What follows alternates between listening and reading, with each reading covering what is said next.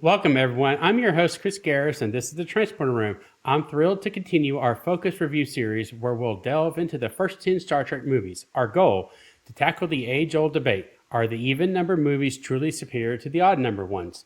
We are continuing our focus review with Star Trek II: The Wrath of Khan. So, without further ado, let's beam in the team that will help us answer this question.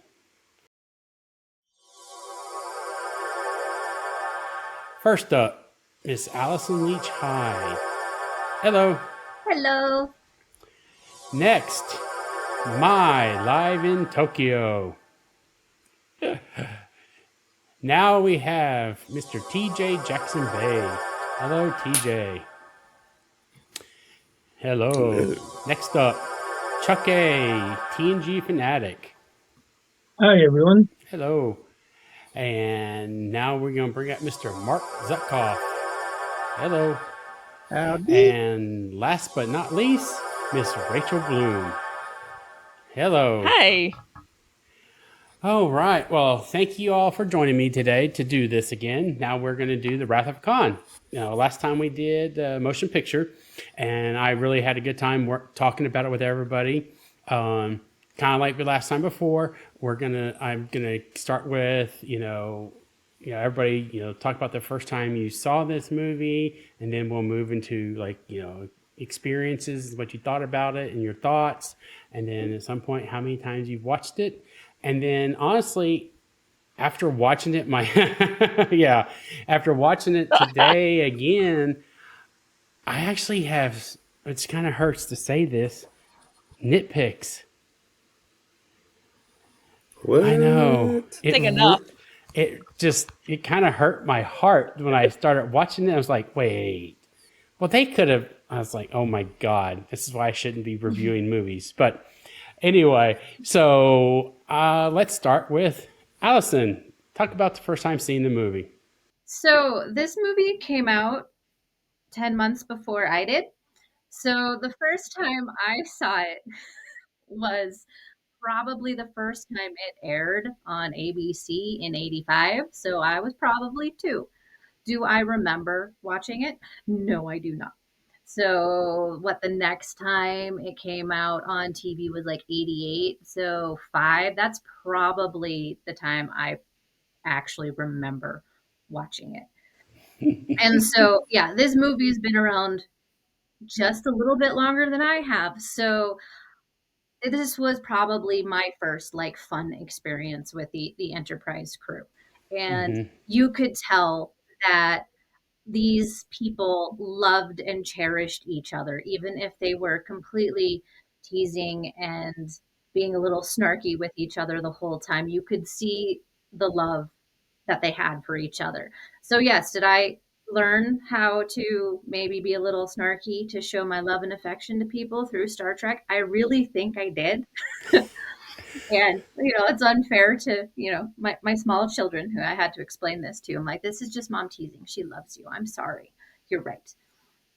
So, but that was, part of also the time. Like, it was the early 80s. Like, we were also a little snarky, which is funny. And I've always enjoyed this movie. One, because Roberto Montalban just went for it.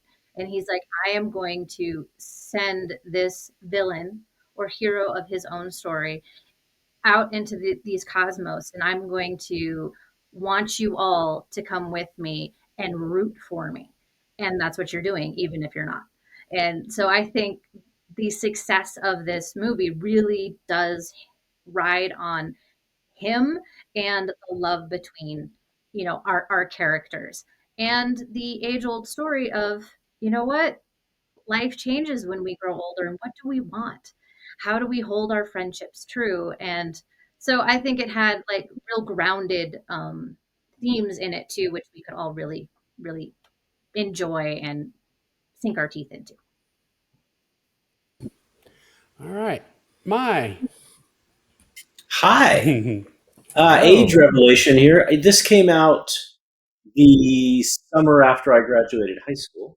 So it was a summer movie for me. Went to see it in the cinema. And, it had been a decade since these guys had gone off the TV. And I thought, wow, you're looking old now. Now in retrospect, wow, you're looking good. Yeah, it's got hands down one of the best lines ever in Star Trek with the one at the end, which we will get to. And I think a guiding principle for my life. So that's I've always loved it for that reason. In retrospect, now it's got a lot of nits to pick at, which we'll get into. But I love the fact at the time, and thinking about it now, the fact that Mr. Rourke has got a mullet, which we all had at the time, is fantastic. This is the early '80s, and everybody had a mullet. I had a lot of people had mullets, I should say. But having seen him on the Granada advertisement singing "Volare" and all the Mr. Rourke appearances, it was fun to see him in this role. And I thought, you're really fit, man. So that was kind of impressive. But yeah, it's been a big part of the whole body of work that is Star Trek that appeals to me. So, yay. All right, Mark. Well, I had to drive a bit farther from where I lived, from the suburbs of Baltimore, Maryland, to just north of Baltimore City to see The Wrath of Khan when it came out. And I remember coming home and telling my mother, who asked what I thought of the film, it has plot holes you could drive a starship through, but I enjoyed it. My assessment hasn't changed. I didn't obsess over this film like I did the motion picture. And other than that, the original Star Wars, Superman the movie, and Raiders of the Lost Ark, I didn't buy pre recorded VHS tapes until sometime in the 90s. Starting with DVDs, I've gotten all the physical releases of the film, both theatrical and extended cuts. The changes for the extended version are not as extensive as for TMP. I will say that my list of what I disliked in the film is longer than the list of what I liked, Oh, but we'll get to those. oh, that's kind of scary. All right, Mr. Chuck A. Well, I saw this in the theater when it came out. It was a packed theater. I would say pretty much all Trek fans. It was very well received.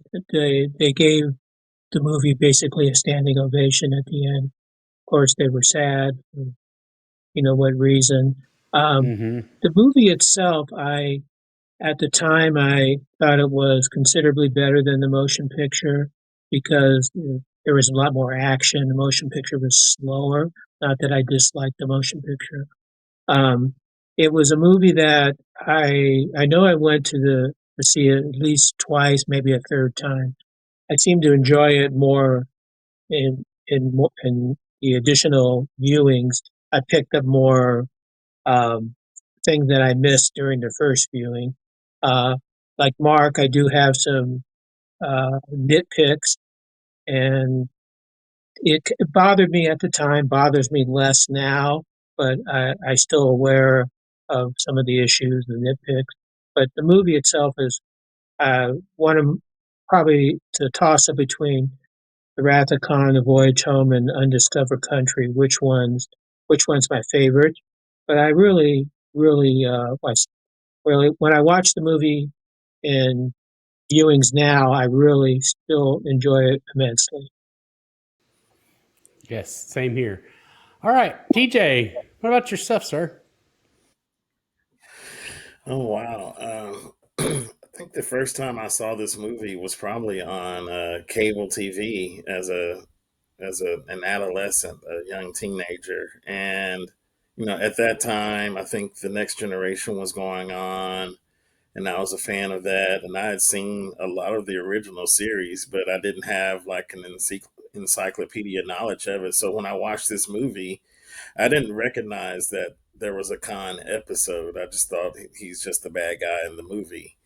And I mean, obviously, in the movie, they show that they had known each other before, but I didn't catch on to all of that. And so it was a fun watch. I actually,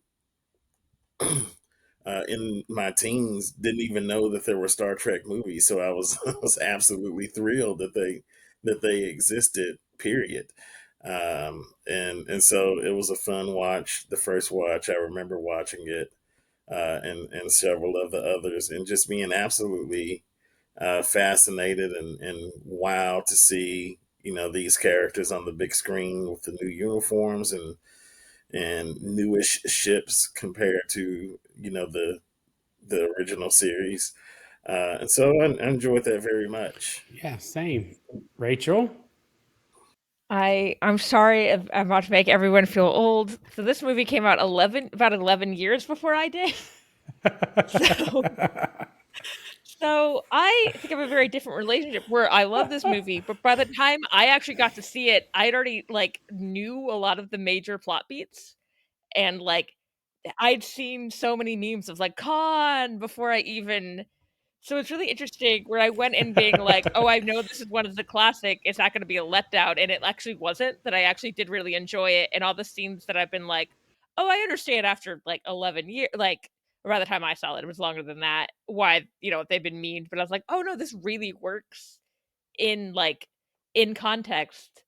But it is always really weird finally watching a classic where you feel like you've seen it before by the time, like, you, actually get to, and that's, like, Wrath of Khan is definitely that to me because even more so than other Trek, like, films, this one, like, escapes the, like this gets memed outside of, like, the Trek circles. Hmm. Yeah. But it's, like, one of those ones I was like, "Oh, I understand why everyone is like, this one's a masterpiece." I was like, "Okay, I get it. I get where everyone's coming from." Yep. And for me, I'm the same. I saw it probably on cable first time because I was 5 when it came out in 1982. So no, I was not going to the theater to see it. Um, but I just remember, it had a lot of action in it, and which was so much fun because, it's it was like, kind of like Star Wars. It has lots of action and intrigue and stuff like that.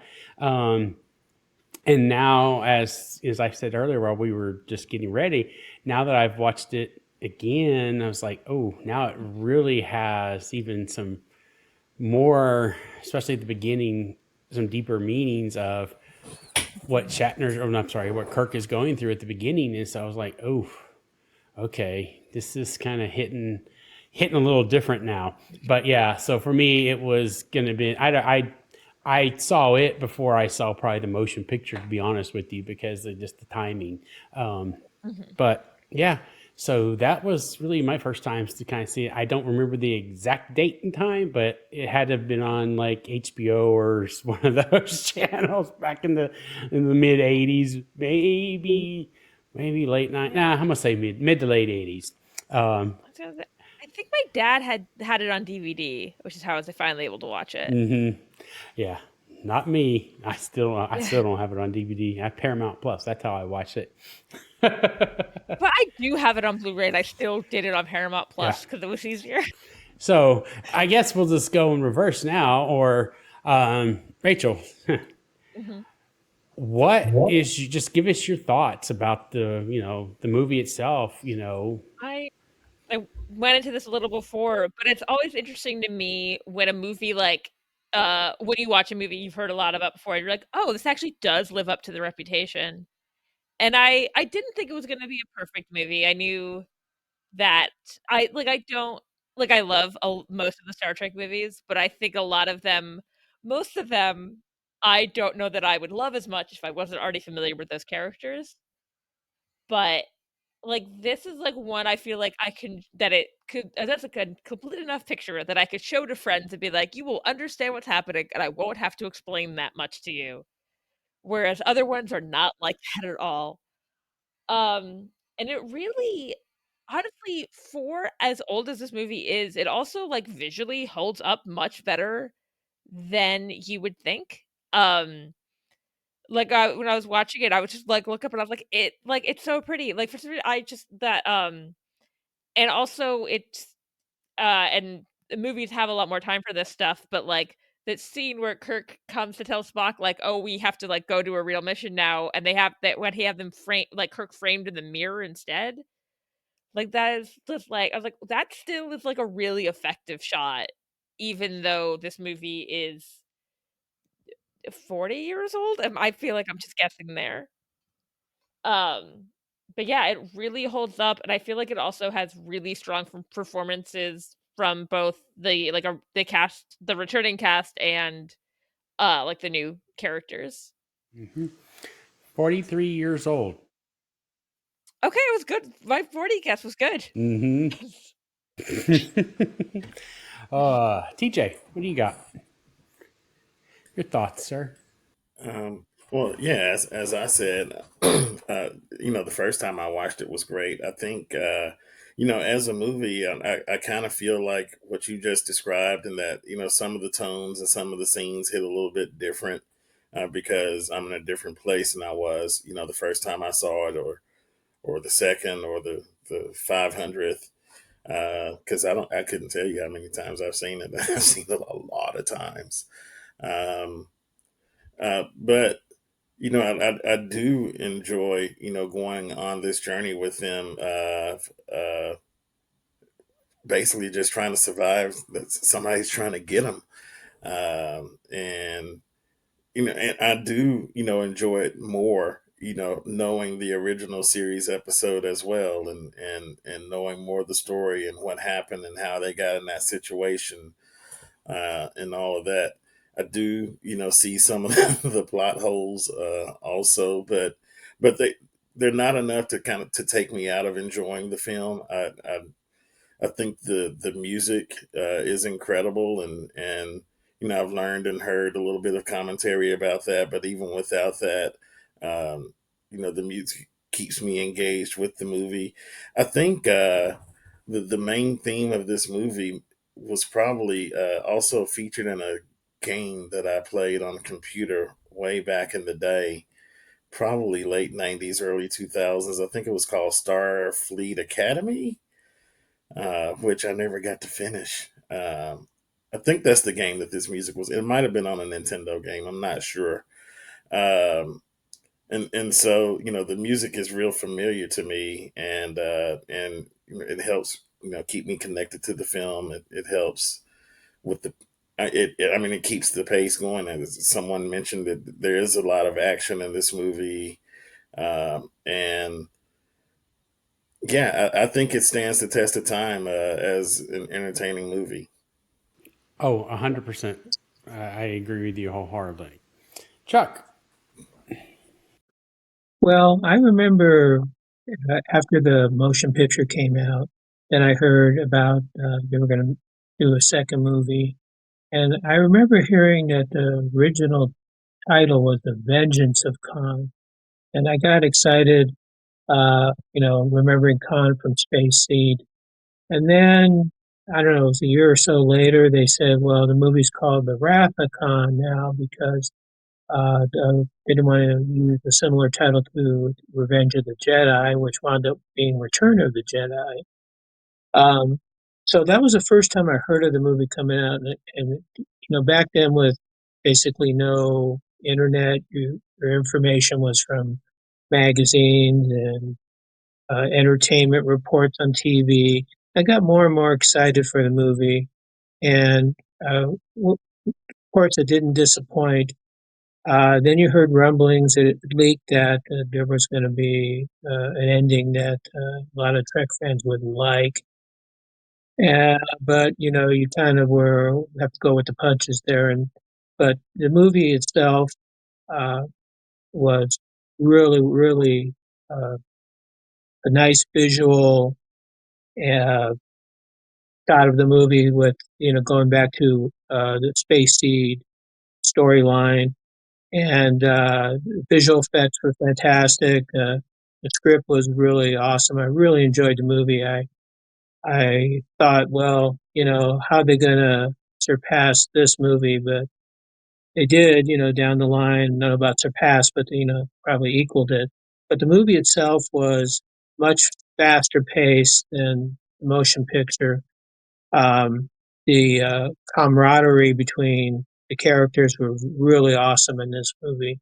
You got the Kirk, Spock, and McCoy friendship like was in the original series, and they really gave the additional characters a lot to do. It was really an awesome movie.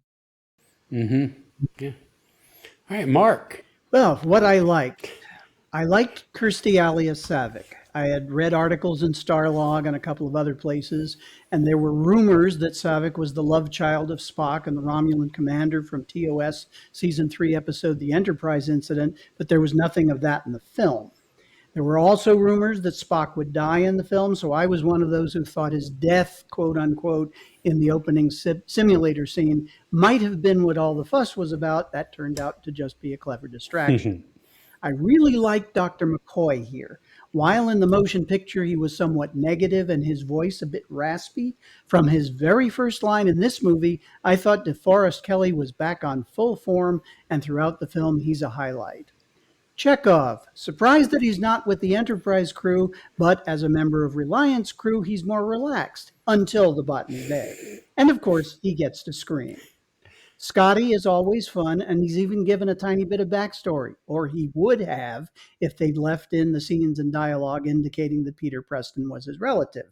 Those scenes appear in the extended cut, along with a great bit when Kirk tells Spock that David Marcus is his son, and Spock drawls, "Fascinating."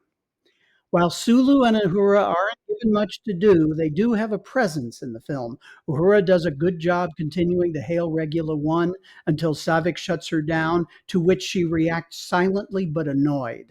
And my favorite Sulu moment is when Kirk orders him to lock phasers while Khan is still watching them, and he lowers his head and mutters, "Phasers locked." The relationship between Kirk and Carol Marcus was interesting, and it seemed a natural evolution of Kirk's relationships with women in the original series. To quote Merlin in the movie Excalibur, "It's not for him, hearth and home, wife and child." It's a shame that that relationship was never followed up after this film. Now, I can't leave out Ricardo Montalban as Khan. While very different in look, he's clearly the same character as in Space Seed, and Montalban plays him magnificently. I wish the producers hadn't taken the lesson from this that every Star Trek film needs a scenery chewing villain, but Khan formed the mold from which all the others were grown. It's even better when you learn that his scenes and Shatner's scenes as Kirk were filmed separately and the two never worked together on a soundstage.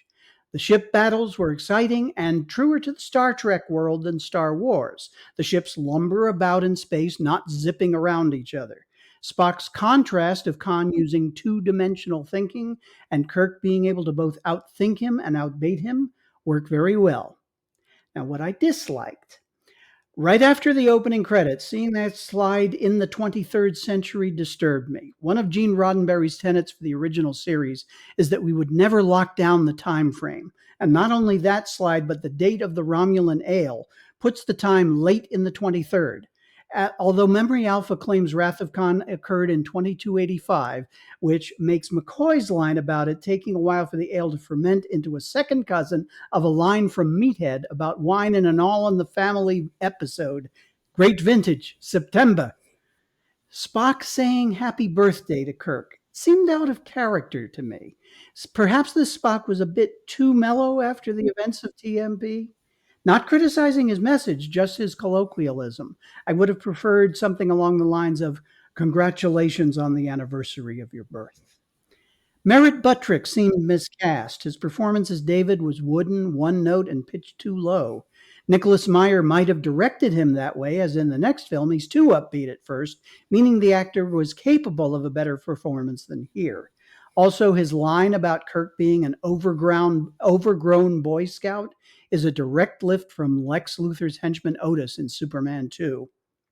One dyno scanner detects a minor energy flux on what the crew thinks is Ceti Alpha 6, but they can't detect an entire group of enhanced humans? It's a shame that the only member of Khan's crew who got any lines was Joachim, played by Justin Scott, who missed out on screen billing because of his agents. He was younger and looked very different from Joachim in Space Seed, but his performance is quite good, and you feel for him at the end when he dies, only to reinforce Khan's desire for revenge. But killing off Khan's wife, former Starfleet officer Marla MacGyver's, off screen is another regrettable early Trek example of fridging a female character, as they also did with Ilea in TMP. And speaking of those SETI eels which killed MacGyver's, that their abilities seemingly give their victims solid acting talent, enough to fool to Terrell's disobedience by inducing pain in him and Chekhov, who didn't do anything, and then Chekhov's eel crawls out of his head for no good reason. To misquote Gary Marshall's character in the movie Soap Dish, a rat on a space station? Did I miss a meeting? It's a fun horror sequence, but the rat was a rodent too far for me. I have mixed feelings about learning that Kirk changed the conditions of the Kobayashi Maru test. It's become a trope of Trek by now, but at the time it clashed with Kirk's character, the stack of books with legs that Gary Mitchell refers to in the second TOS pilot. Since then, I've come to accept it for what it is, though I didn't like how it was redefined for Chris Pine in the 2009 film. And Kirk's I don't like to lose makes him seem a little too cocky. Nicholas Meyer really wanted to emphasize the naval aspects of ship life and combat, so we get that scene of crew people loading torpedoes like they do in submarine films. Given the events of Balance of Terror from the original series, where there was a phaser room that was never seen again for good reason, the entire process of loading photon torpedoes should have been automated. When the Genesis wave is building up to detonation, Kirk says, "We'll beam aboard and stop it." David tells him, "You can't." And that's the end of that. No argument, no other possible ideas. I thought this was my biggest gripe, but then I remembered the end scene. No, not the controversial funeral home ad on the Genesis planet, but the scene with Kirk, McCoy, and Carol Marcus on the bridge. McCoy's "He's really not dead" pause for giving hope to forlorn Trekkies, "as long as we remember him," undercuts the remember scene, which will become so important to the next movie.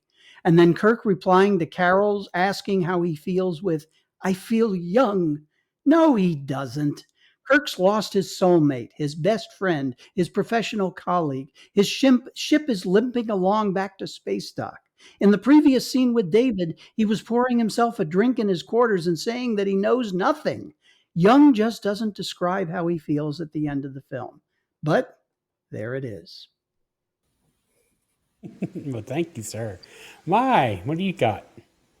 I was thinking about what I think about films and episodes, and I related it to a statement somebody told me about music, and that is I like jazz and classical a lot, and so I see them differently each time I hear them or listen to them played.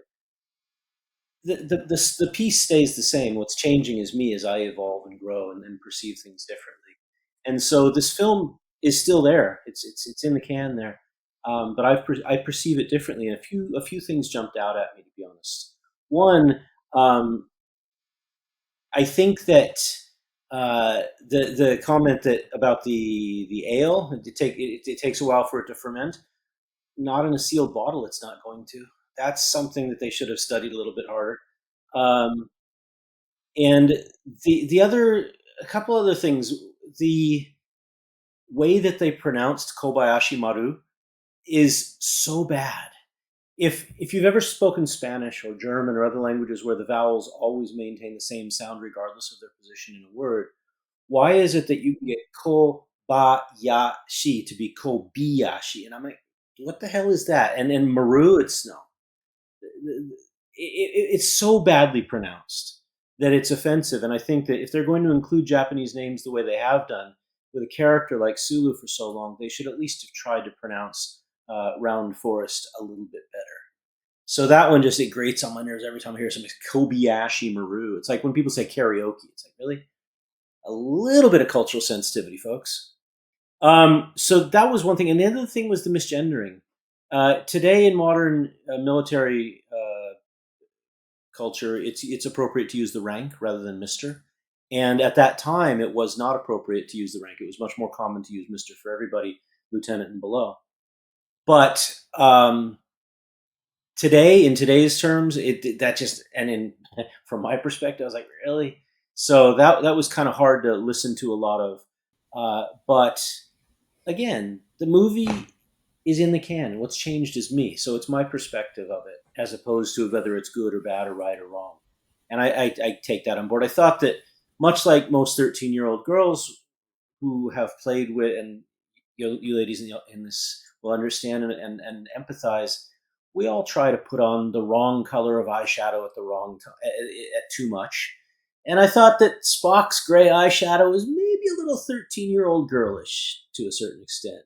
That just wasn't, that didn't age very well. But again, they had better cameras and it was more obvious and it wasn't in black and white. It was a whole lot of reasons why it stood out. But the biggest thing for this movie, given how much TV has evolved, think about the episodes, um, even years later, of TNG and Deep Space Nine and Voyager and whatever else. There's so much packed into 45 minutes that you feel breathless at the end of some of them, and we spend years talking about just these single episodes, which are part of a bigger story, which lasts an entire season.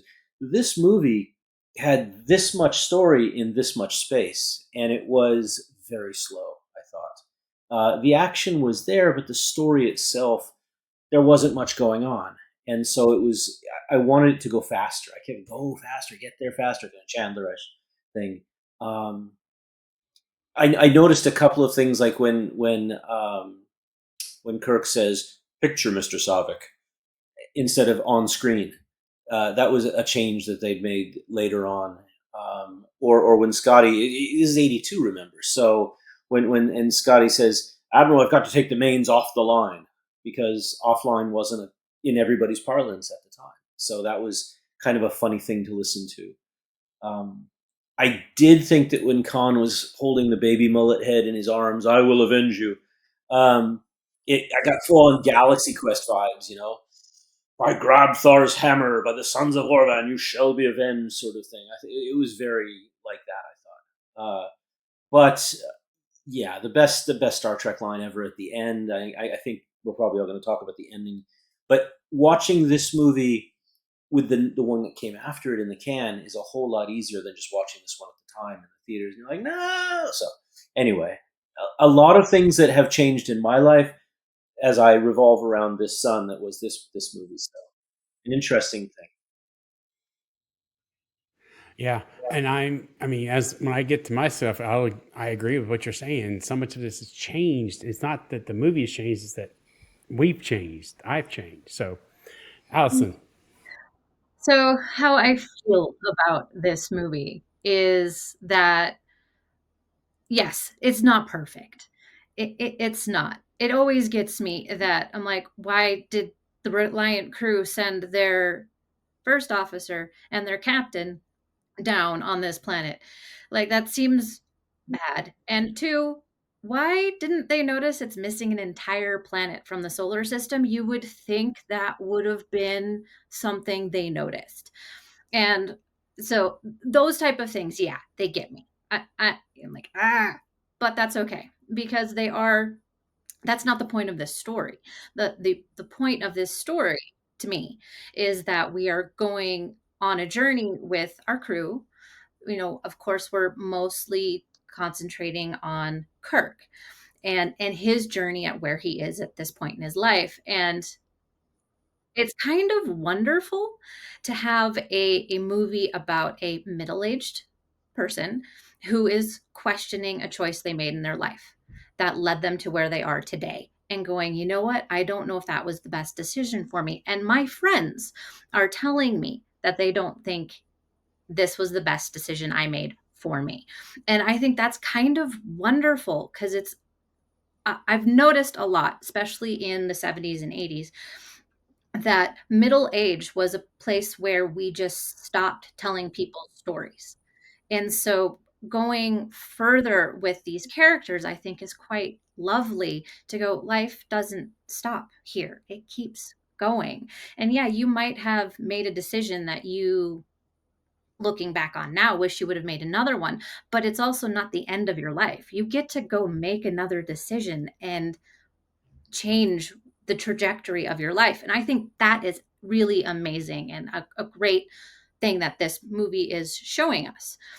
And so that's kind of what I personally get out of this movie. And I also enjoy that it's juxtaposed to, we have cadets on this ship who are just starting this journey and having, the elders statesmen of the Federation of Starfleet taking these young bucks out into the universe and going, "We're gonna go see what you guys can do.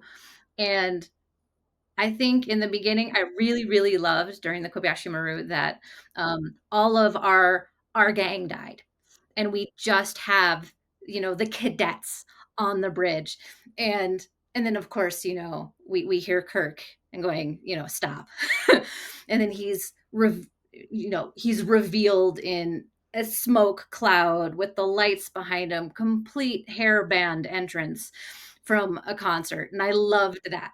Again, it's very much a sign of its times. Like that was a big thing. And I completely enjoyed the theatricalness of that too. And I also really enjoyed that this isn't Kirk's obsession that we're following. We are following Khan's. Khan Kirk is Khan's white whale. And that's what is driving the force of this story. And we don't usually get it that way, especially considering how the next two go. Kirk is the driving force of, and it is his white whale that we're hunting. But this is someone who has picked Kirk as his true nemesis and has to go seek revenge and get vengeance, and all wrapped up in this little idea that life doesn't end at middle age. We just keep going. And maybe it's because I'm coming into my middle age, is that's why I'm like, hey, I'm like, I love this. I'm like, this is great. I know I'm still a baby. I'm coming into it. But so I really love that. My biggest nitpick is that I'm like, other than of course the whole Reliant Crew thing and the missing planet is, I wanted more Uhura.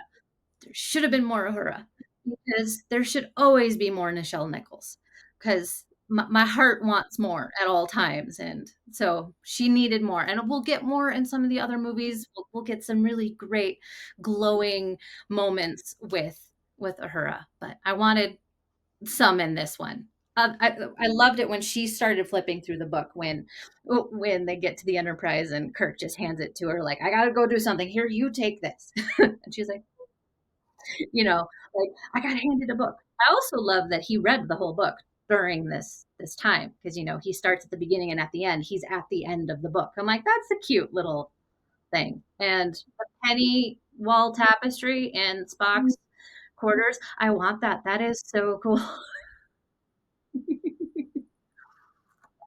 For me, as like we were just saying, you're watching this now as someone who is literally knocking on the door of 50. I'll be 49 this year, and that that whole scene, well, everything from the end of the training mission when when Spock gives him the his birthday present and everything, and then when McCoy shows up, I'm like, oh my God, this is like, I see what he's, because I've made a decision now to retire, and I'm gonna be as he said, riding a console instead of being in the thick of things every day. So seeing this now, I was like, oh wow. I mean, I can see where Kirk was coming from on, he misses the action and misses being out on a starship. He should have never, he probably should have never taken the promotion and stayed a captain, because as we all of us on this stream know, that's what he does best. And, I'm like, okay, did I make the right decision? I think I have, and I'm sticking to it anyway. But, as Allison and others have said, is that's not the end. Even though Kirk felt like it was his end, but it wasn't, and it's not for mine either. So yeah, that really, and as Mike said, it's not as much the movie's changed, it's that we have changed, our situation in life and everything has changed, and that really hit home after I was watching it just again today and previously. I was like, oh wow. But then something you just said, Allison, about being his white whale. I as I was watching, I paused because I wanted to see what the books were in the scene, and I paused it, and Moby Dick was one of the books that's in his bookshelf in his house. So that actually even adds more to it now, where he is Khan's white whale, or yeah, however you say it, but yeah, yeah, this was it was a little bit harder at first. Then, as now I'll keep on going now, but as the movie progressed, um, you know, I start when I really enjoyed, of course, the scene when we'll start getting into scenes, and now we can really dive in of like, at the beginning when they're taking a shuttlecraft from or a little shuttle pod from the station over to the Enterprise again. I mean, that's just basically reminiscent of the motion picture for me. Now, they much shorter scene. They weren't having to do the reveal again like they did for the motion picture, but still, just that music and all of the beauty shots of the Enterprise. It's just it's so good, you know.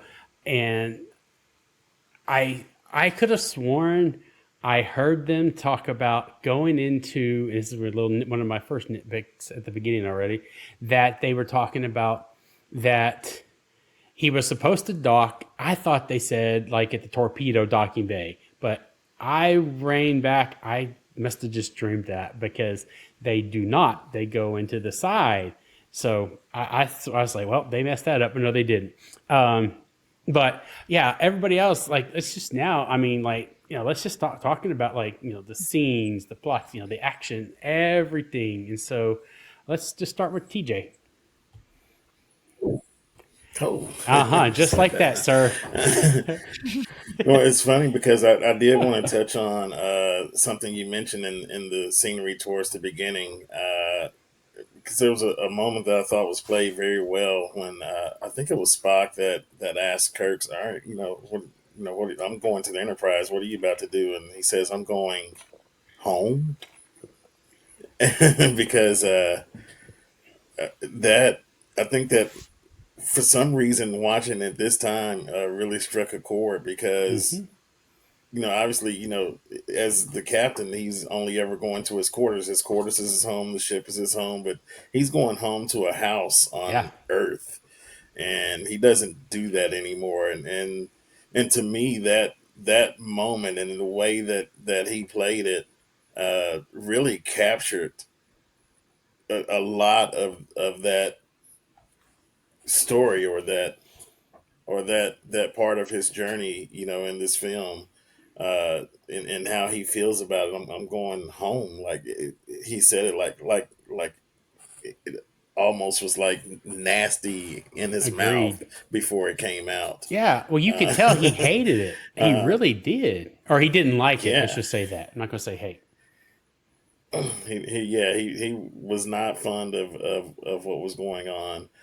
And so, I appreciated that. I appreciated, them continuing to, kind of strike that chord.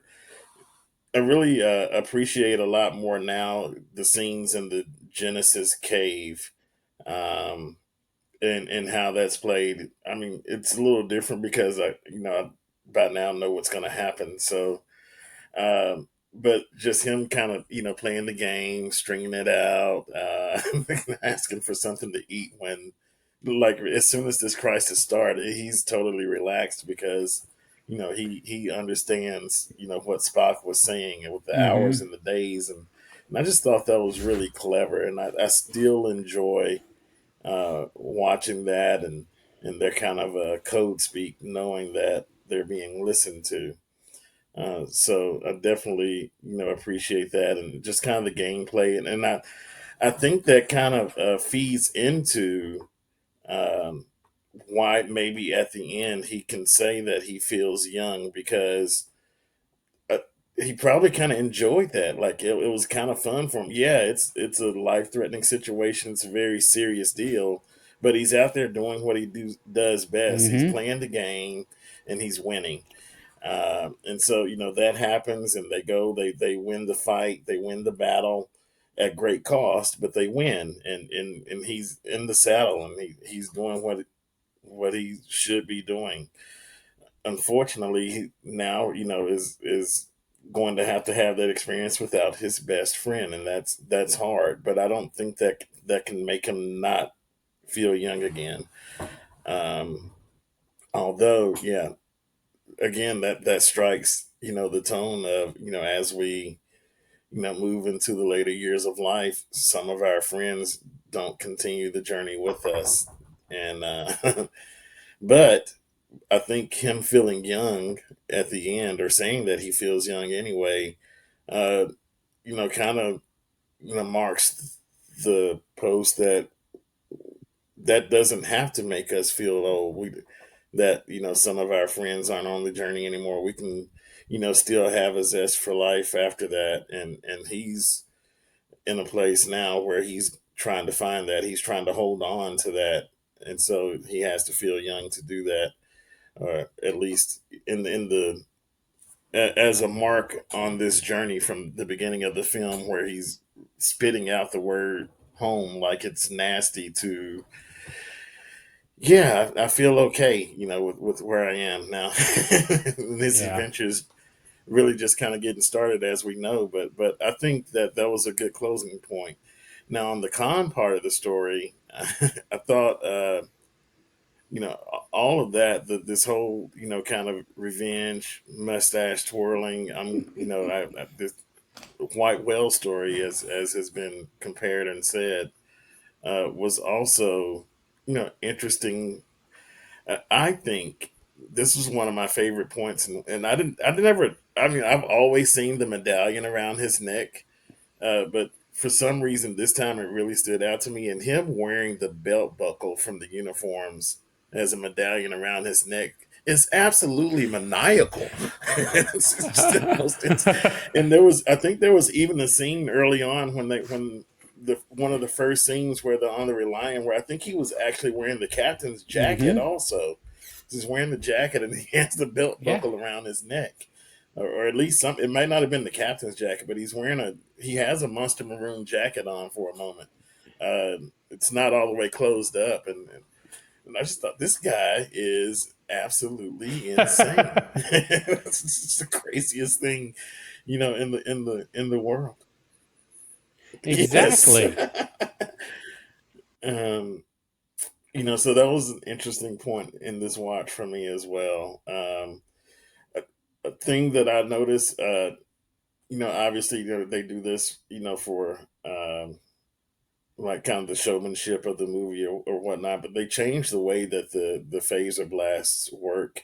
And I thought that was an interesting change and a good choice for this film, in kind of making them these laser blasts. Now I know, someone might say, oh, that's copycatish or whatever, but I thought that it made the battle feel more real, feel more naval. Mm-hmm. Someone mentioned that they were going for a naval feel, and if it was just this clean, pretty beam going from one ship to another, I don't think that those scenes would and that action sequence would carry the the kind of weight that it does, and hold up as well as it Mm-mm. does.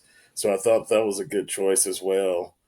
Um, I mean, I think it's also interesting that I think someone else mentioned kind of the pacing of the scene, and the ships just kind of lumbering around, and trading shots, and the choice of using phasers and torpedoes the way that they did was also interesting, because they were not just sitting there facing each other, just blasting away, and all of that.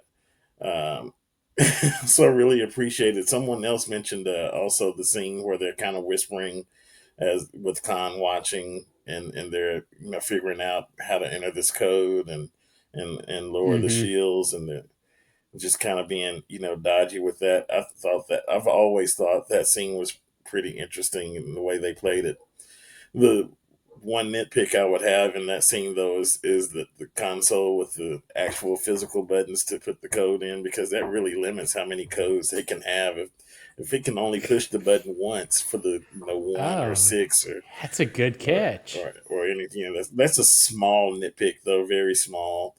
But I thought that scene was well played. I like the Sulu whispering the Kirk's just trying to buy a little bit of time for Scotty to get some power going, and something just different to happen, other than Khan blowing them out of the stars. Well, yeah, Um, and I have something to add real quick before about the phasers lock thing though, and this is one of my nitpicks. yeah, Is like, why didn't the Reliant detect they had locked their phasers? Because the Enterprise knew when the Reliant locked phasers. Oh, I always took that to mean that Khan doesn't know how to read the ships as well. Because it's Maybe. his first time Nor in can one. Joachim. We're like in the Reliant. Nor can Joachim, who's at the helm and doing all that work, because at the point where yeah. Khan tells him to raise The the other guy shields, he was doing says, "I that. can't." And Khan goes, "Where's the override? The override." They don't know where it is. So they Yeah. just came aboard this ship. And Okay. And I like the way that was filmed too, Yeah. because you kind of get that shot of all the buttons, and it Mhm. just looks so big, Mhm. like an airplane cockpit. You're like, oh my god, look at all the stuff. 'Cause, yeah, Where's the I button always I need thought, back right yeah, I now? always thought that scene they're playing into the fact that they don't know how to use this ship. Let's take advantage of that. absolutely. Okay. Okay, that makes sense. Yes.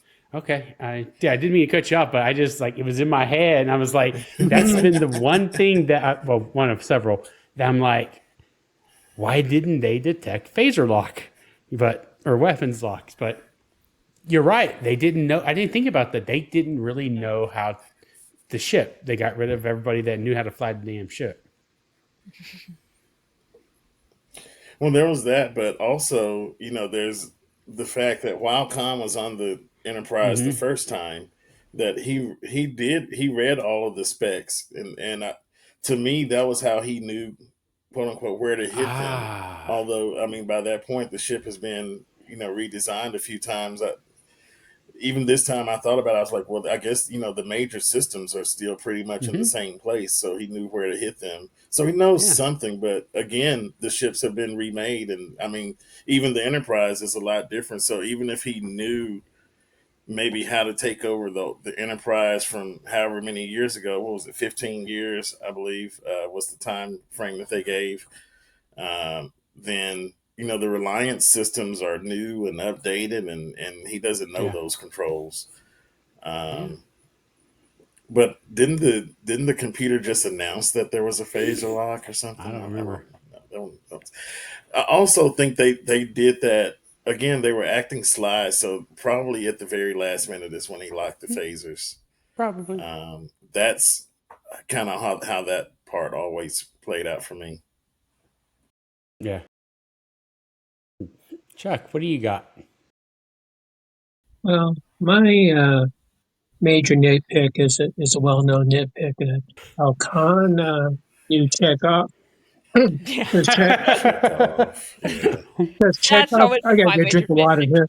Because Chekhov wasn't on the ship when in Space Seed. Yeah. Do you know that though? He wasn't on the show, but Right. that doesn't mean he Well, wasn't that was on the one thing. ship. That is one thing that Walter Koenig has said in interviews. Well, maybe he was in the ship in a cadet position or a training position.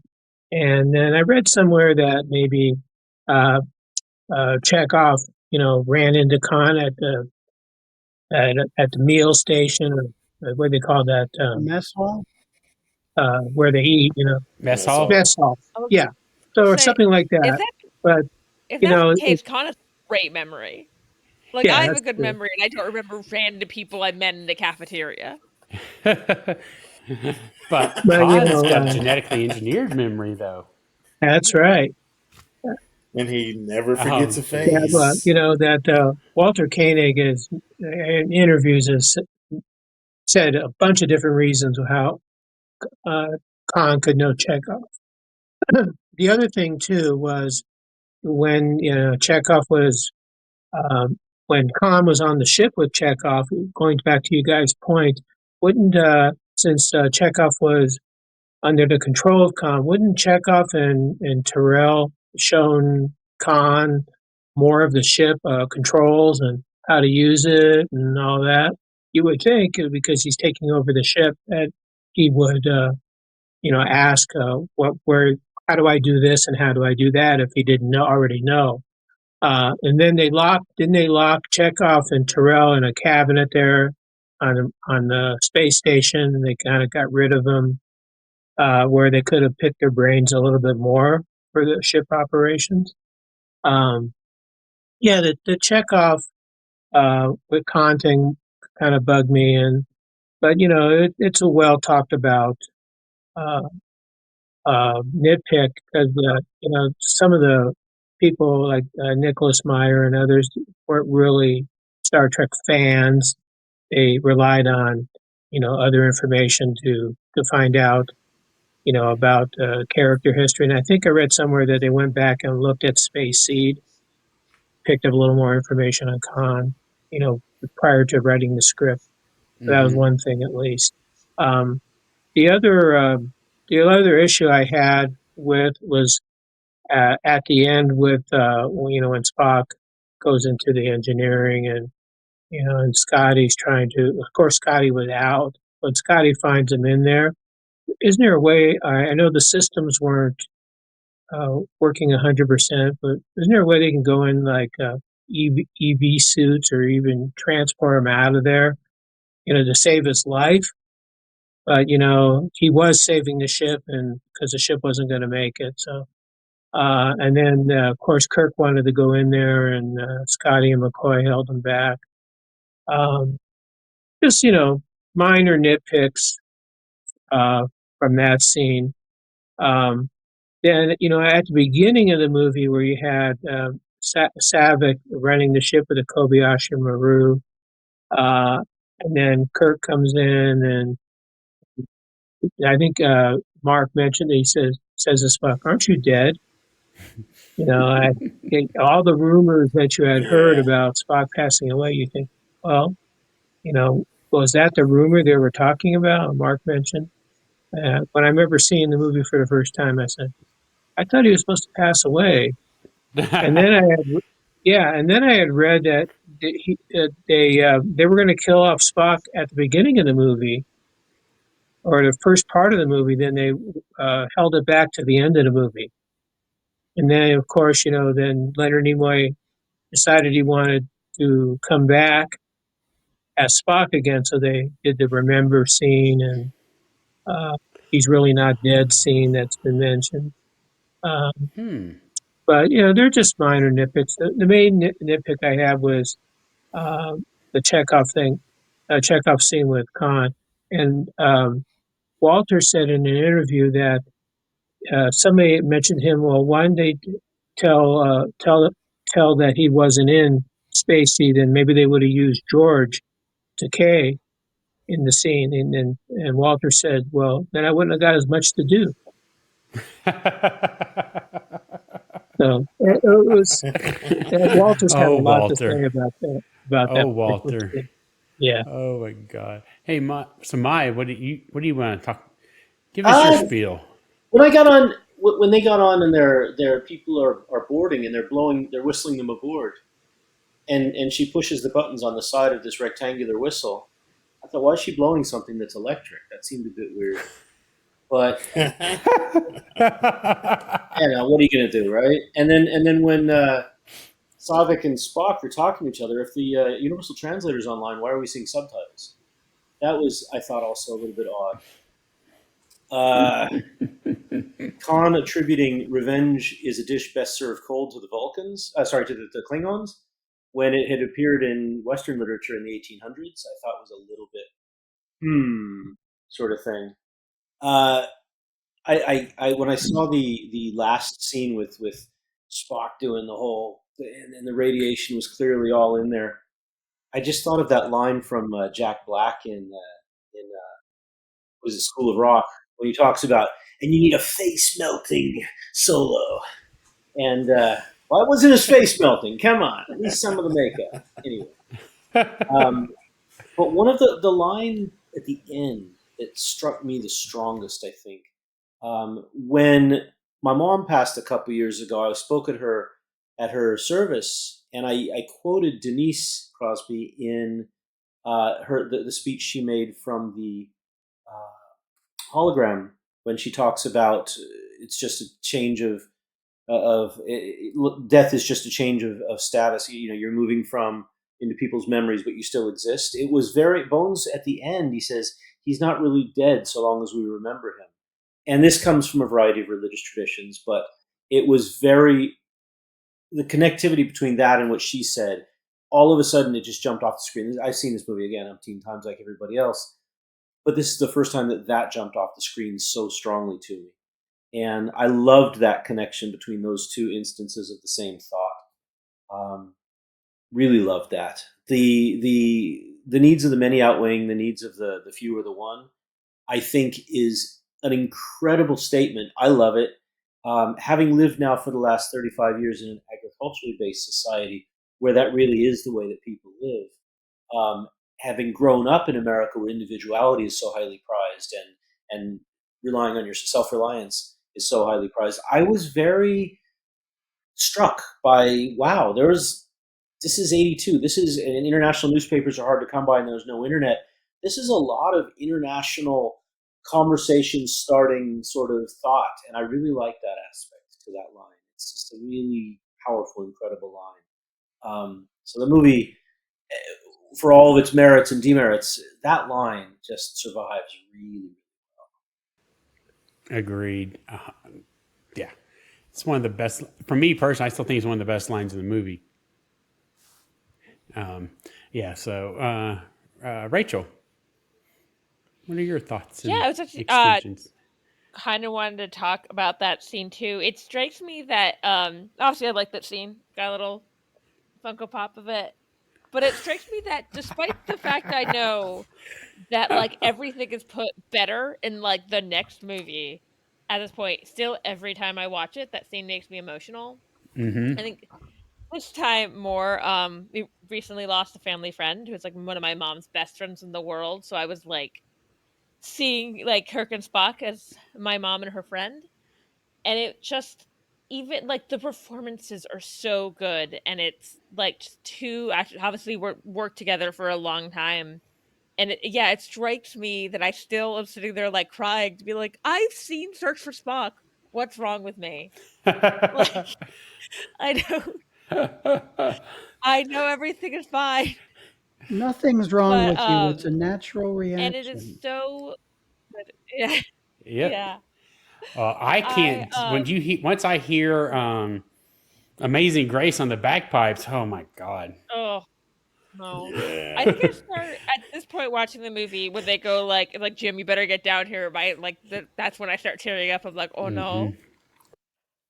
I and it's also like, and Leonard Nimoy is so good, and I just he's just so good in a way that I'm like, I don't need to tell any of you, but I feel like a lot of people who aren't as familiar with Star Trek or some of his other work, and I'm like, no, Leonard Nimoy is a like much better actor than you think, and I need you to understand how good he is. Yeah, Um, yeah. Bilbo and Baggins. yeah. Oh my god! Sorry, that got me. I, I can't believe I have a hard time oh god, seeing him do that was so weird for me. And then also and also I'm glad it's in the extended cut, but I feel like James Doohan is also so good in those scenes that got cut that with Preston that I'm so glad people get to see them now. Cuz especially cuz he has so little, like compared to like some of the other returning cast members, he doesn't have that much to do. I'm like, don't cut out his scenes. He's so good in them. I feel like we've gone over a lot of what I wanted to talk about, so That's fine.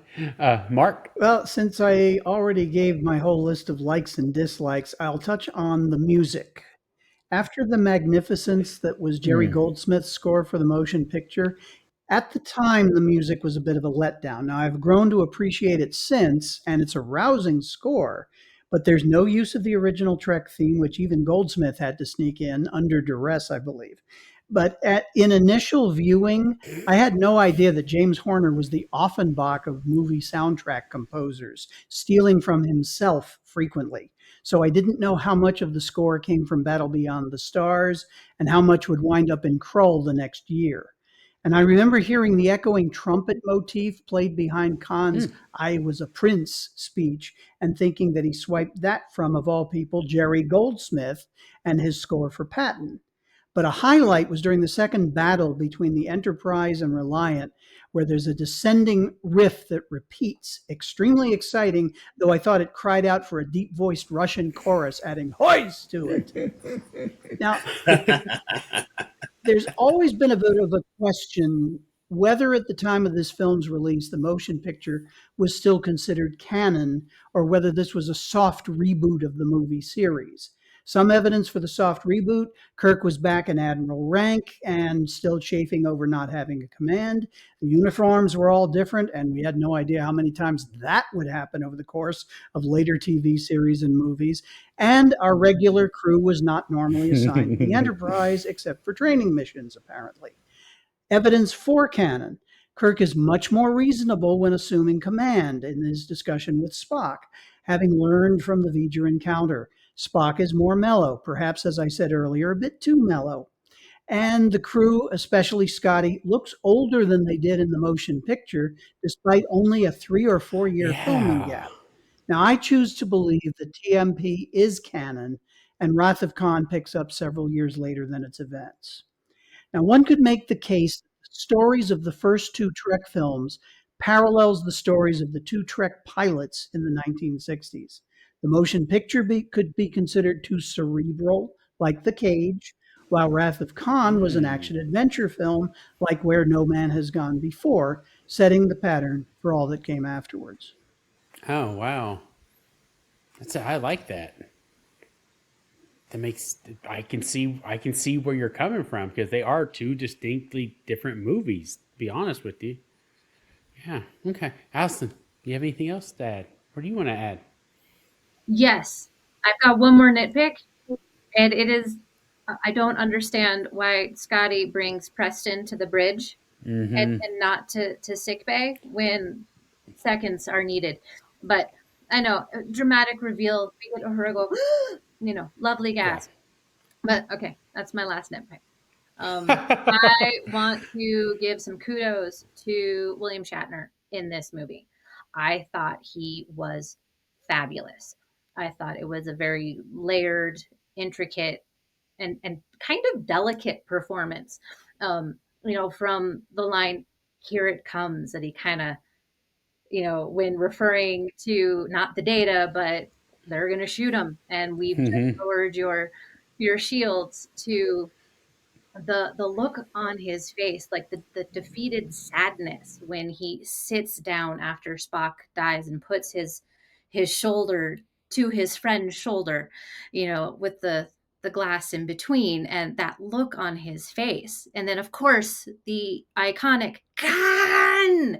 So I thought he was wonderful in this movie. I think it's probably one of my favorite performances of his, for me, in Star Trek, is this movie, just because he did so much. I also want to give a shout out to poor Chekhov, having to be laying in the hallway, holding his ear, pretending to not hear Carol Marcus and our captain talk about the sun he was never allowed to see. Like, and he's awake, like he's been talking.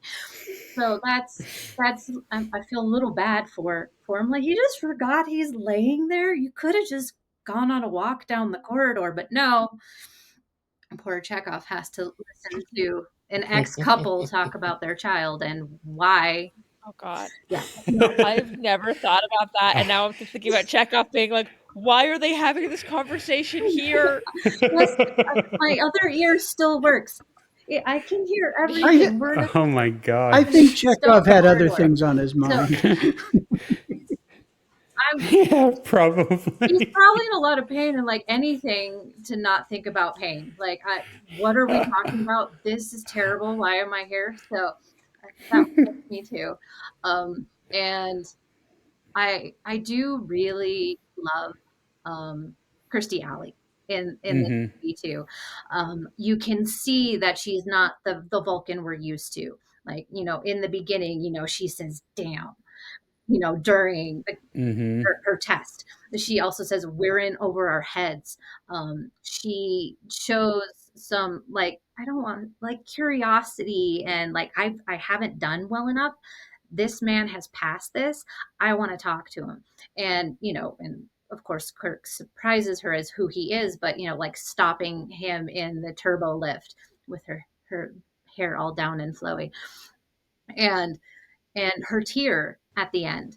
Mm-hmm. It's showing that she is a more emotional Vulcan than we're used to, and maybe she hasn't gone through Kolinar, and but she still went into Starfleet. So it's interesting. I really like her Savick. I also like Robin Curtis's Savick. They're just Mm-hmm. different, and that's all right.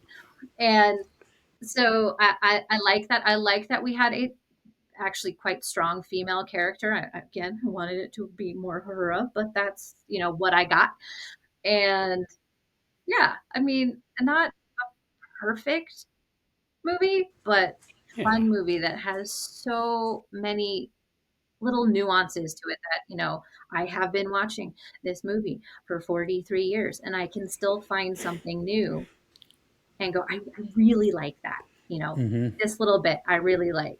I love the nebula. I mean, it's beautiful. I love Oh yeah. the whole, submarine feeling, going through the nebula and not being able to see each other, and the music, builds great tension for that.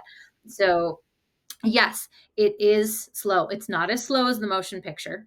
I mean, and I love the motion picture for many other reasons, but it is faster than that. It does feel more like the adventure side of Star Trek that we like. It's not the cerebral side of Star Trek that we like. And I do like that you can remember that, and when this movie came out, it didn't have the amount of Star Trek that we have now, but it still celebrates that Star Trek can be so many different things. Like, we have horror in this, we have adventure, we have, I don't want to say romance, but it is still romance, even though they're no longer together. There is Bromance. romance in this. They had come to an agreement. They still care for each other. That they're not, being like fighty over their ex situation. So I also thought that was actually very nice that he could still be hurt, or but he respected her wishes. And it happens to Kirk or Picard too. He just doesn't get told about his son until much later. Like, why is this a theme for our Enterprise captains, of the mom saying, I wanted him in my life and not yours. I wanted him to be mine, and not share. I'm like, okay. I mean, a little kudos to Beverly. She's also trying to save his life. So, okay. Sorry. A little bit of a spoiler for season 3 of Picard. But I We're thought that's ways from interesting that. that they picked that up. But I do, I don't watch cable anymore, but whenever I did, if this movie was on, I would stop and watch it. I wouldn't go find something else. Mm-hmm. Yes. Oh yeah. It's fun, Yes. and it is very well acted. And yeah, so Well, I have a question for a couple of questions for the entire group, because there are things that have kind of bothered me for as well. Is why didn't Kirk raise shields the instant they saw the Defiant? I mean, the Defiant. I've Wrong done that series, too. wrong century. The Reliant, when Spock says she's raising shields. What? Why didn't the Enterprise start raising You shields? should have listened to Savick, yeah. because Savick basically told him that, and Kirk was too trusting that it's a fellow Federation ship. Yeah, you're right. He should have raised shields right away. Like, he probably should have. I also always thought that he was maybe thinking like, oh, we'll have to beam people over. Like, Yeah, but they raised their shields first. There was no communication. Yeah, but for me, simply meant that, okay, we already heard that that's the policy when another ship comes up and there are no communications. So to me, it was as if Reliant is just following the policy. They're supposed to raise their shields because we haven't established So communication. shouldn't he have done the same thing too? Yep. He should Probably, have, yeah. yeah. But the fact that Reliant raised his shields isn't why I think he should have done it in the first place. But Reliant Hmm. raising her shields is not the Yeah. red flag for me, because from the standpoint of policy, that's what they were Hmm. supposed to do. Hmm. You expected them to raise Yeah. their shields. Yeah. That one bugs me. And then during the Kobayashi Maru, um, and now I'm picking it up, and I just got a chuckle when Savick says, get us out of here, and Sela goes, "I'll try." What do you mean, I'll try? Yeah. Hit the dang warp It's button. part Get of us the out of there. scenario, though. They're following certain rules. Yeah. Yeah, he's playing I into know, but the thing. it's part of the problems I had with of Nemesis. Like, We'll anyway, get I'm there. like, they don't. You have to Made a face. suspend disbelief. I'm just like, if she tells you to get out of there, you warp out of there. You don't say I'm trying. I mean, anyway, those a couple of ones bother me. Go ahead, Mike. That leads me into Give him my best shot, Captain. go ahead. It leads me into a thought I was having about this movie as I watched it now over a number of years. And to me, which characters retain their inherent essence that they started with way back when. And I find that Spock is probably the best example, right from his initial iteration right through to when he stopped being part of this. He's consistent right the way through. I thought that Hmm. Sulu also, with the exception of that little bit lippy response, has been very consistent right the way through, and even today as an actor in the public domain, I think he's been very consistent right with it. I thought the way that Koenig acted Chekhov was a little bit different than we had seen before. He was offering opinions and thoughts, which wasn't his place, given that he was acting right next to Sulu, who was very yes or no sort of approach to the whole thing. So I wasn't sure about that. Kirk, I thought, Allison said that kudos to Kirk. Absolutely, he acts this very well before he gets too big for himself later in the other films. Perm, though, I don't know. That was a little bit weird for me. Wasn't real happy with It's that. 80s. But I Is wonder that if because it's T.J. Hooker? Is that why he still had it? yeah. Oh, I think it I is. bet it was. And the way that they had Yeah, aged, sometimes you have to look at what were actors doing around that time to explain yeah, but the way they'd aged so choices they make about dramatically. their You appearances. look at Bones. He looks like Yeah. came out of a museum to act this. But they were trying to pretend like they hadn't aged. Their skin wasn't falling off their faces and everything else. And I look at somebody like Jamie Lee Curtis acting in The Bear, and she owns her age. She owns every wrinkle she's got and dominates the hell out of the screen. I wanted to throw it at you guys. What do you think about the characters and how they stayed consistent from where they came before this movie through this movie and beyond? Were there any impressions in that See, regard by any of you guys? I thought your point about Chekhov was interesting, but Chekhov made the most sense to me that he would change because he's so young in the original series that I'm like, yeah, he was basically a kid, and now maybe this is how Chekhov actually is as like more of an adult. Mm-hmm. Whereas everyone else was like more cemented in who they were as a person. He's also a when we see him in the commander original at this series. point. He has the rank of commander, where in the True. original series he True. was an ensign. Yeah. Mm-hmm. Mm-hmm. Yeah. I mean, and I agree, I mean, Bones stayed true to form. I mean, he did not even flinch when he was trying to tell Jim, Kirk, well, God damn it, Jim, what are we doing? Is this a funeral? I mean, that's what I have always loved about the McCoy character, is that he has always expressed his opinion to Jim Kirk, period. Even in TOS, and and Kirk is actually, most of the time he realizes what Bones is saying is correct, but yeah, I think he stayed true to form. At least I think he did. Now, I'll admit, he wasn't quite as crotchety as he was in the motion picture. Like, you are correct. He was a little bit not quite so, grumpy. But, I mean, Who's holding up the damn elevator? exactly. Well, Did she change her hairstyle? yeah, exactly. And I think Savick is a half Vulcan, half Romulan. That's my opinion. I agree. I'm going with that. She cried.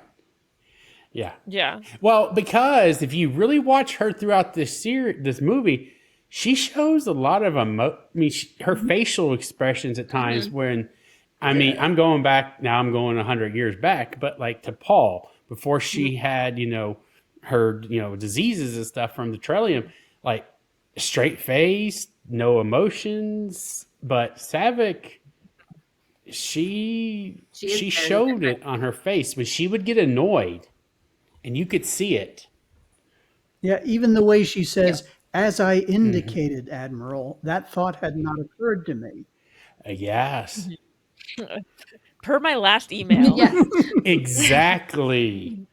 She has attitude. Yeah. Well, Yes. yeah, even the it's still regulation Yeah. sounded like teenage girlish. I Agreed. wish she had come back for the second film. No and knock not on Robin Vulcan, Curtis, but to me, Kirstie Alley Yeah. Savick is the Savick. Yeah. But I mean, yeah, it's Very so much hard to so. take over a role from someone. Like, that is. yeah. Yeah. But yeah, to answer Mai's question, I think, I kind of agree with what you said. I think, Walter, I'm going to call him Walter, he did change the most. But as Rachel said, he was so young on TOS. So I agree. And, Sulu was basically Sulu doing what he did, Okay, Walter's not here. I still think Kirk was a little over the top at times. He's gonna come get you. The line that gets me Oh, from Kirk gosh. is still old friend. That one annoyed me. Yes. Still annoys me. Yeah. Yeah. I don't know. Yeah. But they stayed, most of them stayed true to form overall. I think you're right. Chekhov probably had the most because he was the youngest. He aged and was now a commander. He was the first officer. He was the first officer on the Reliant. So that's his job, is to to advise the captain. Now, another nitpick. I just remembered it because we were talking about advising the captain. It's God. This is why I wish I had never watched the movie. But anyway, why didn't they just beam them off the dang SETI Alpha 6? As soon as he realized that was the Botany Bay and that was Khan, like they should have been like flipping it open, like emergency beam out, suckers. I mean, I suspect there was an element there where the line I mentioned about the dino scanner, clearly there's something on that planet that was obstructing the normal escape mechanisms. So they probably had to be in the open in order to get out. They couldn't beam out from the cargo bay, which is where they were.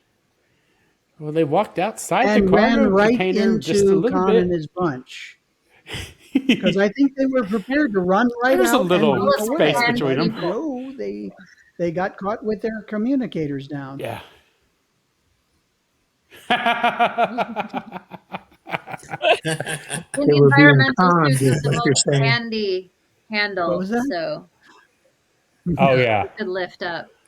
yeah. Captain. And Chuck said they were being conned. Love Yes, it. they were being conned. But yeah, I don't know. That's those again. I still like the movie. It's still one of my favorites of all of them so far. I mean, I don't know. Yeah, you kind of have to look through all the nitpicks and just enjoy it. Oh, It does, absolutely. yeah, it does bug you as you're seeing things, and you just have to.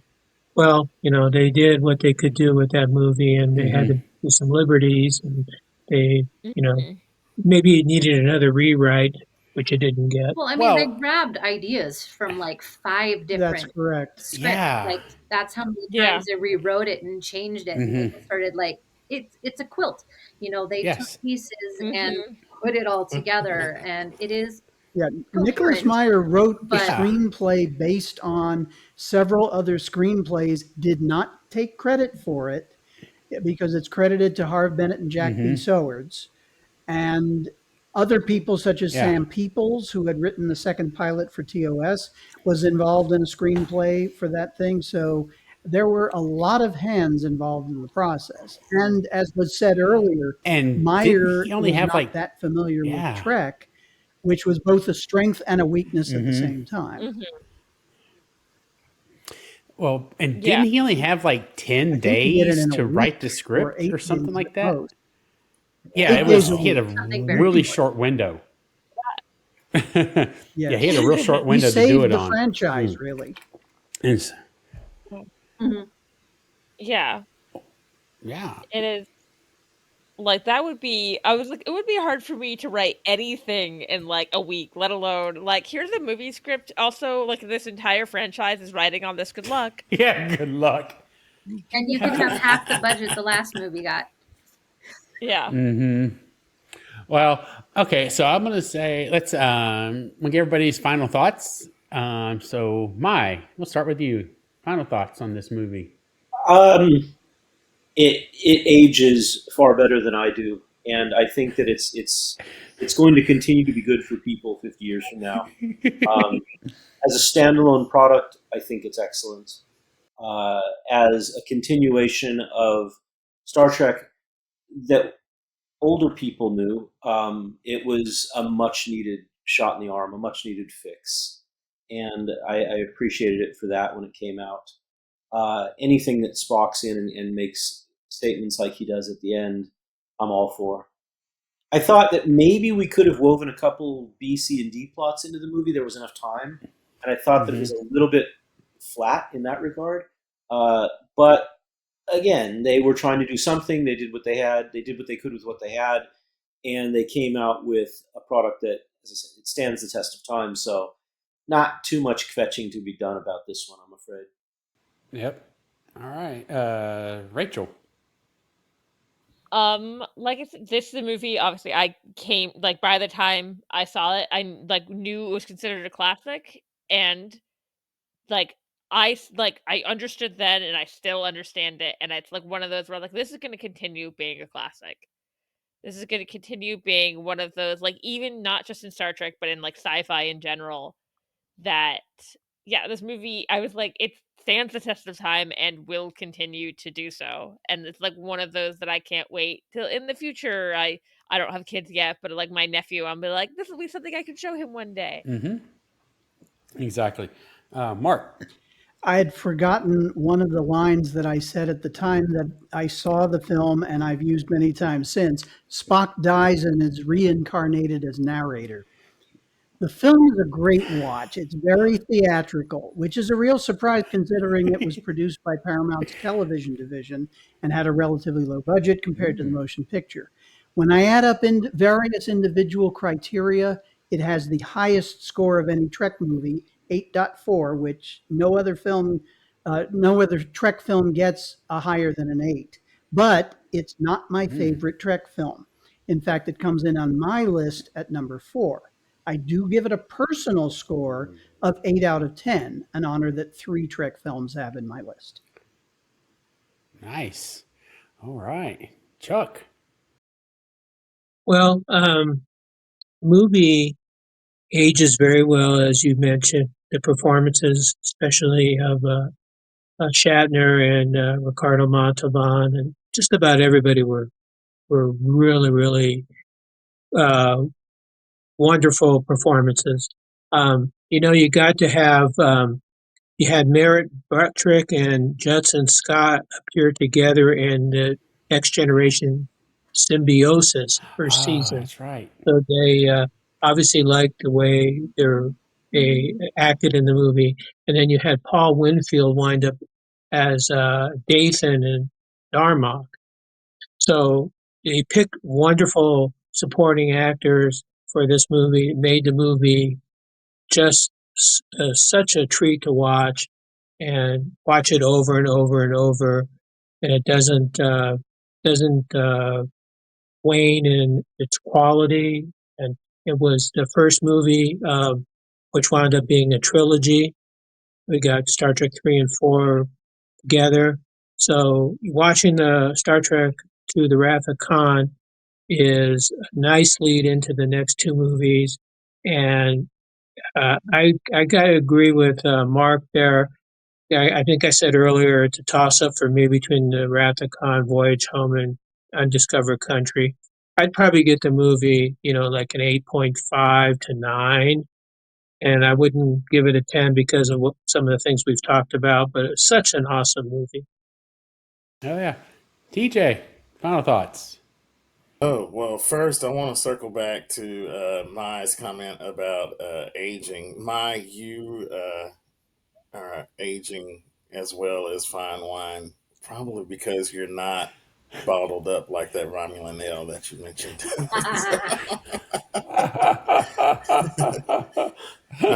And I want to tag on to something that Mark shared a few minutes ago about Kirk and the steel O'Friend line, because one of the things that I enjoyed watching this is kind of seeing uh, Kirk get into the game and start to string Khan along and try to reel him in, the superior intellect line and all the stuff that he did in the asteroid. I thought set that up really well. And my last nitpick that I forgot to mention was the only ship trope was used in this movie.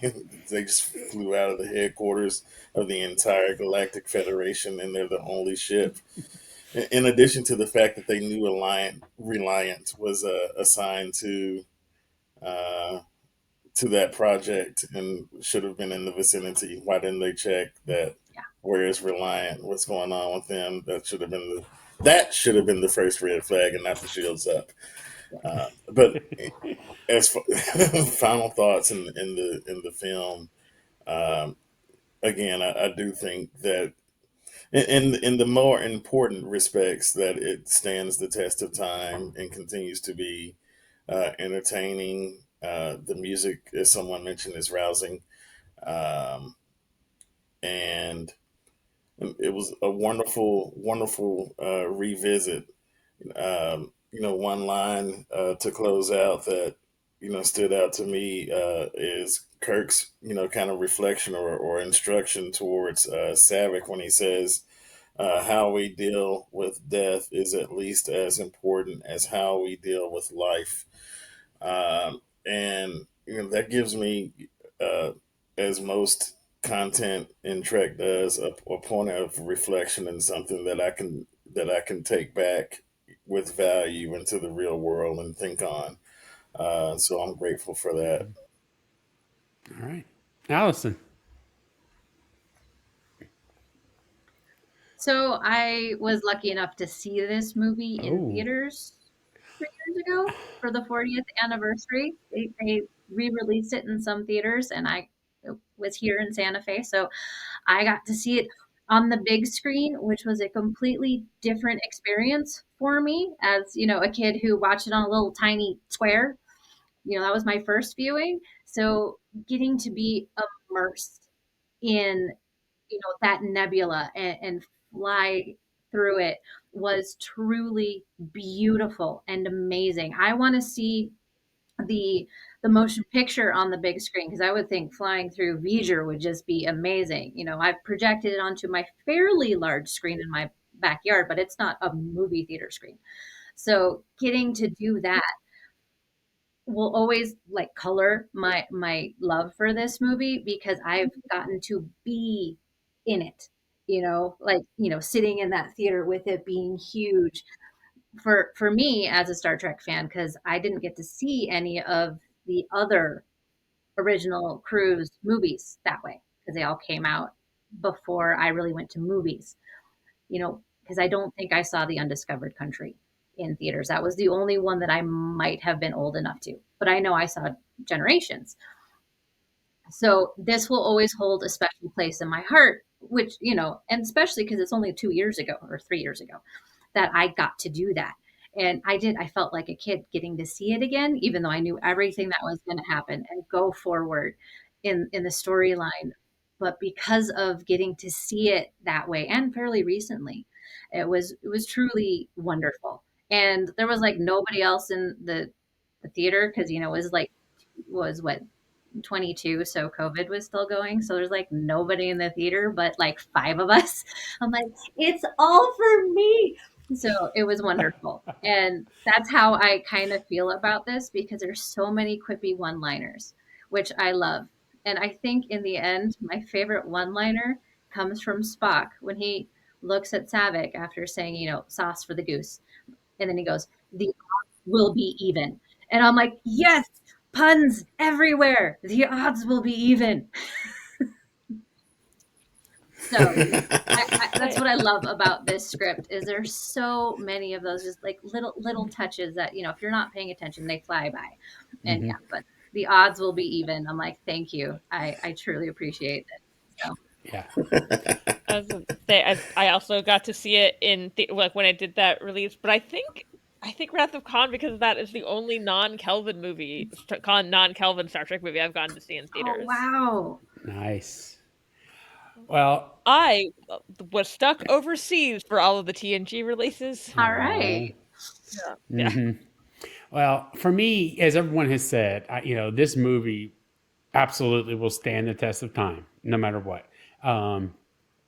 It's got all those one-liners and the quips, and now as someone that has, I watched it as older now, I pick up on a lot more, even though I had quite a bit of nitpicks with it. You just have to let go of that and I've had to let go of that and just watch it for what it is. And it is still a great movie. And it is hard for me to say, again, I'm the same as Chuck. It's 2, 4, and 6 are mine. The Search for Spock has grown on me over the years. Now we'll see what we say when number 5 gets here, but but yeah, this is a movie that I have enjoyed. I'm glad we're doing this, and I'm actually, like I said, I watched it twice just to get ready for this because all of y'all have said if you blink, you will miss something. Like even earlier when I said I have never realized that Moby Dick and all those books were on his shelf over there. And I didn't realize how much of a collector of, history Kirk was. I didn't know that. And now as I was watching it again, I watched like all the guns and everything and just all those historical items that he had. Really, it was intriguing to me. I actually like that because I do like to look at some of the historical stuff like that. So for me, again, it's always going to be a movie that I can watch whenever. If it's on, I'm going to watch it. Even if some of the little plot holes and nitpicks I had, I'll still watch it. I'm just not going to not do it. So, but with that, I just got to thank everybody for giving me your. I've always wanted to try that. Okay. Oh my God. Okay. And on that, thank all of you again for coming on and doing this with me in the channel. We'll be. Actually, I will tell y'all when it's going to come out. I actually have it on the calendar, but I'll tell y'all after we're done recording. And so again, thank everybody again, and we'll catch up on the other end. So I'll talk to y'all later. Bye.